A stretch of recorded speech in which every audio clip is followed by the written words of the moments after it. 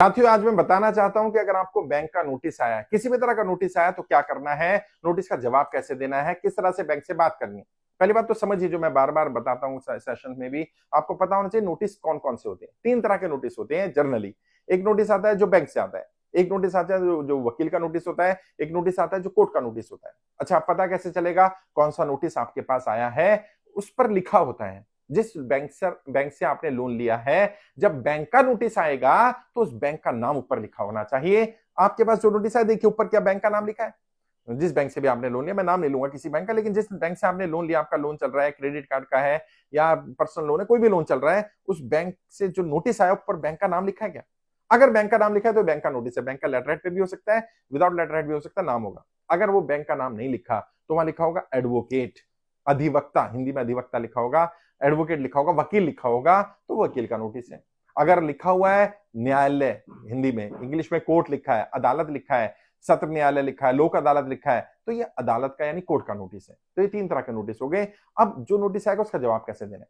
जो बैंक का नोटिस, इस पर लिखा है बैंक का नाम या बैंक के लेटर पर है, उसका जवाब डायरेक्ट आप बैंक को दे सकते हैं, रिटर्न में दे सकते हैं, लिख कर दे सकते हैं।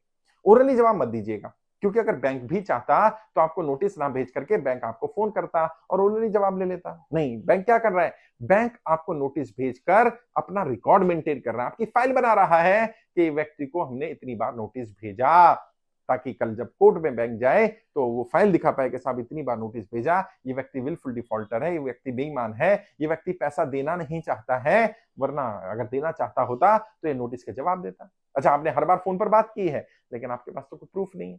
कम से कम मेल पर रिप्लाई करिए, लेकिन बेहतर होगा एक लेटर लिखिए, अपनी पूरी व्यथा बताइए, आप क्यों लोन नहीं चुका पा रहे हैं, अगर आपकी किस्त बाउंस हो रही है तो क्यों हो रही है, यदि आपके बैंक में मिनिमम बैलेंस नहीं है या बैंक की किसी और कारण से बैंक से ट्रांजेक्शन नहीं हो पा रहा है, कारण क्या है, उसके कारण को विस्तार से बताइए, समस्या क्या है और समाधान क्या चाहते हैं वो भी लिखिए, ताकि बैंक को पता चल पाए।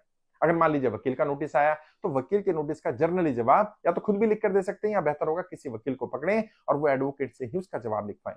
एडवोकेट लीगल टर्मिनोलॉजी में बात करेगा, वो अपनी बात रख देगा, आपकी बात लिख देगा, आपको कितना समय चाहिए, क्या चाहिए, वो सब लिख देगा। तो वकील के थ्रू जवाब दे सकते हैं। अगर कोर्ट का नोटिस आया है तो वहां पर वकील के थ्रू भी जा सकते हैं और आप खुद भी जा सकते हैं।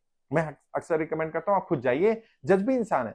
अगर आपकी स्थिति खराब है नोटबंदी के कारण, लॉकडाउन के कारण, जीएसटी के कारण या सरकार की किसी और गलत नीति के कारण आप कर्जे की दलदल में फंसे, उससे पहले का आपका रिकॉर्ड ठीक है, तो जब आप अदालत में जाएंगे, जज साहब से अपनी स्थिति के बारे में बताएंगे, जज साहब को बताएंगे मैंने इतनी बार बैंक से बात करी है, मैंने इतने लेटर बैंक को भेजे हैं, मैंने यहाँ यहाँ अपनी एप्लीकेशन लगाई है, लेकिन अभी तक मेरी एप्लीकेशन पर सुनवाई नहीं हुई है और मैं ये चाहता हूं।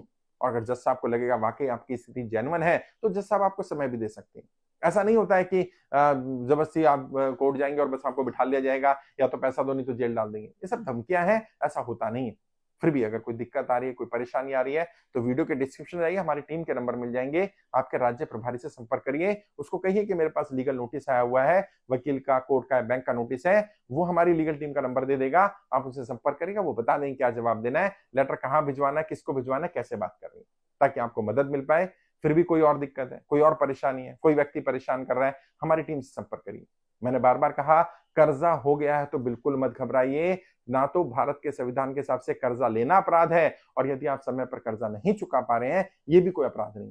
कर्जे के कारण कोई गलत कदम मत उठाइए, आप कर्जे की दलदल में फंसे, इसमें आपकी गलती नहीं है, इसके लिए सरकार की गलत नीतियां जिम्मेदार हैं। नोटबंदी आपने नहीं करी, जीएसटी आपने नहीं लगाया, लॉकडाउन आपने नहीं लगाया, जब कोई काम आपने नहीं किया तो उसकी सजा आपको, आपके परिवार को क्यों मिलनी चाहिए भाई? अपने आप को दोषी मत ठहराइए, अपने आप को दोष मत दीजिए, काम करिए, आगे बढ़िए, सार्थक प्रयास करिए। हमसे कोई मदद चाहिए तो बताइए, हम भी आपकी मदद करेंगे। मैं आपकी लड़ाई लड़ रहा हूं, एक एक व्यक्ति का एक एक रुपया कर्जा उतरवाया जाएगा।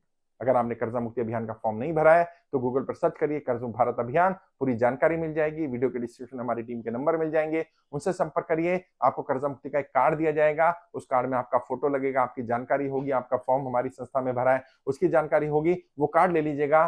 पूरा अभियान निःशुल्क है, कार्ड भी निःशुल्क ही दिया जा रहा है, निःशुल्क आप कर्जा मुक्ति का कार्ड भी प्राप्त कर सकते हैं।